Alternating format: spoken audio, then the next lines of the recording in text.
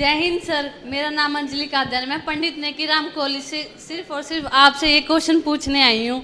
सबसे पहले आपका मैं बहुत दिल से आभार करती हूँ कि आपने मुझे ये मौका दिया।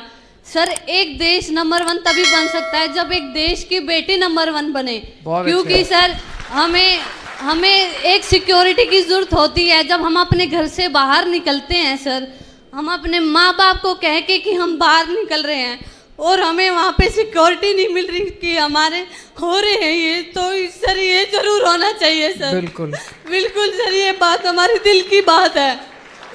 मैं सहमत हूँ। ये इनके दिल की बात इन्होंने अपनी नहीं, बल्कि जितनी बेटियाँ आज अपने घर से कॉलेज के लिए निकलती है, किसी काम के लिए निकलती है, उनके माँ बाप को इतनी चिंता रहती है कि पता नहीं सुरक्षित वापस आएगी क्या।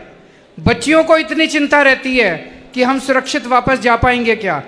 इसी वजह से कई बेटियां आगे पढ़ने या नौकरी करने से वंचित रह जाती हैं। अगर हम अपनी बच्चियों को सुरक्षा नहीं दे सकते तो फिर लानत है ऐसी सरकारों के ऊपर, लानत है ऐसे सिस्टम के ऊपर। यहाँ पे मैं कोई राजनीति नहीं कर रहा, इसमें सारे पूरे सिस्टम की बात है कि आज 75 साल के बाद जब हमारी बेटी घर से बाहर निकलती है, वो अपने आप को सुरक्षित महसूस क्यों नहीं करती। क्या हम अपने सिस्टम को दुरुस्त नहीं कर सकते? कर सकते हैं। जब भगवंत जी की सरकार बनी थी पंजाब के अंदर, हम घर घर में जाके यही बोलते थे कि ऐसा क्यों है कि उनको सुरक्षा नहीं मिलती।